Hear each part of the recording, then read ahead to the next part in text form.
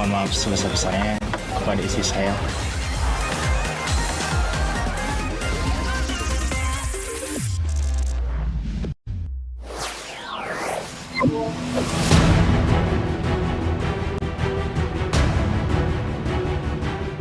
Saya sudah mengatakan itu permohonan yang super cengeng.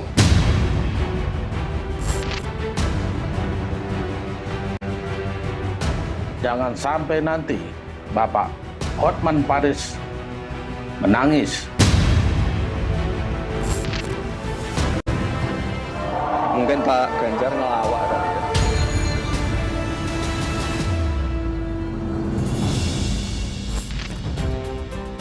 Drama pemilihan presiden masih berlanjut. Prabowo Gibran telah diumumkan oleh KPU sebagai peraih suara terbanyak dalam Pilpres 2024. Namun dua pasangan lain melihat ada banyak kejanggalan hingga memutuskan mengajukan gugatan hasil Pilpres ke Mahkamah Konstitusi. Sidang gugatan perdana pun telah digelar. Hakim Konstitusi punya waktu 14 hari untuk memutus perkara. Berikut 5 fakta gugatan Pilpres.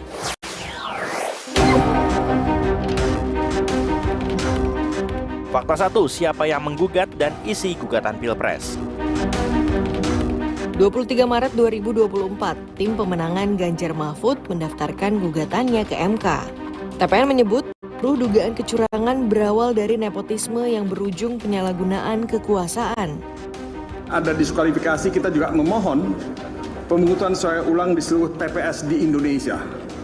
Jadi bukan di satu tempat atau dua tempat, tapi di seluruh Indonesia.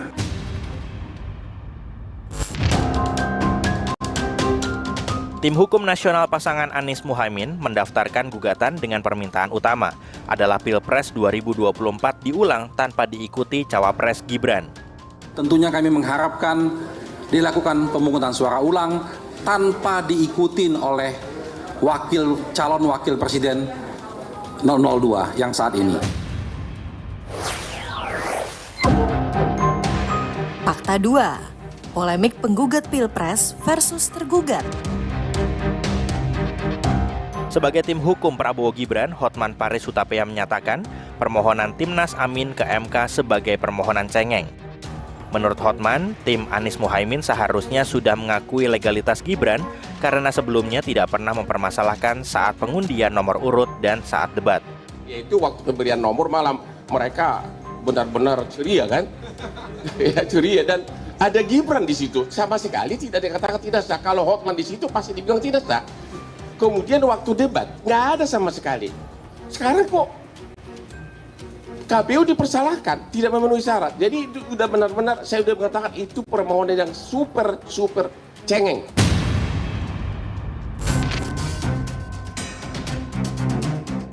Menanggapi itu, TPN Anies Muhaimin berkelakar, jangan sampai Hotman Paris menangis dan Otto Hasibuan masuk kamar bila nanti kalah di sidang MK.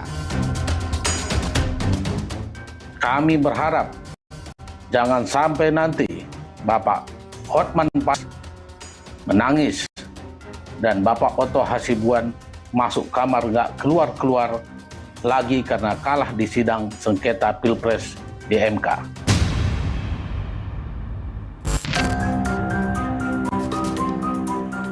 Namun tim kuasa hukum Ganjar Mahfud berdalih, penetapan Gibran sebagai cawapres adalah keputusan prematur karena sudah diuji di DKPP dan dijatuhi hukuman etik kepada Ketua KPU dan Komisioner KPU.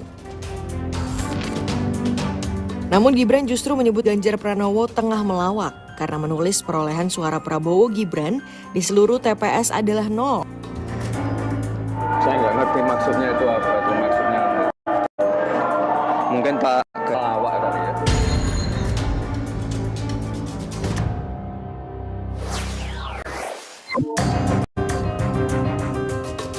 Fakta 3, nama-nama 8 hakim MK telah ditetapkan.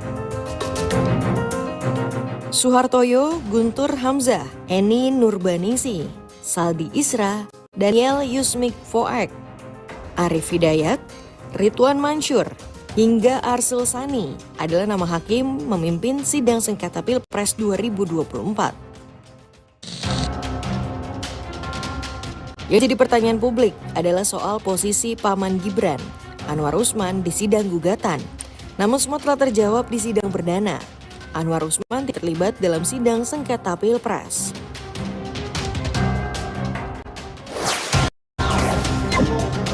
Fakta 4, Ganjar Anies hadir dan bersaksi dalam sidang perdana. Dalam kesaksiannya, Ganjar menyinggung tentang penyalahgunaan kekuasaan di Pilpres.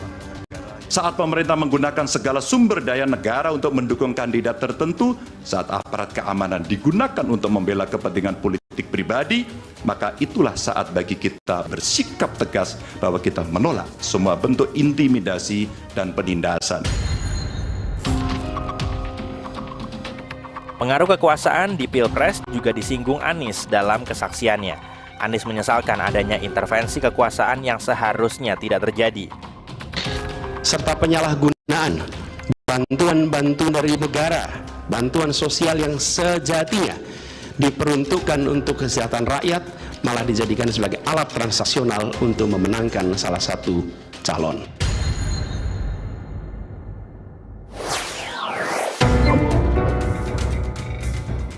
Fakta 5, 2024 menjadi kali kelima MK menangani gugatan Pilpres. Gugatan sengketa pemilihan presiden ke MK sudah terjadi sejak pertama kali pemilu presiden dilaksanakan, yakni pada tahun 2004. Saat itu, Wiranto Wahid mendaftarkan gugatan sengketa Pilpres pada 5 Juli 2004 ke MK. Namun, Majelis Hakim MK menolak seluruh permohonan sengketa. Dalam pemilihan presiden 2009, Megawati Prabowo dan Yusuf Kala Wiranto tidak terima. SY sebagai petahana menang dengan suara yang cukup besar. Majelis Hakim Konstitusi yang diketuai Mahfud MD secara aklamasi menolak gugatan pasangan JK Wiranto dan Mega Prabowo. Pada 2014, Prabowo Hatta Rajasa mengajukan PHPU dengan tudingan sejumlah kejanggalan di 52.000 TPS.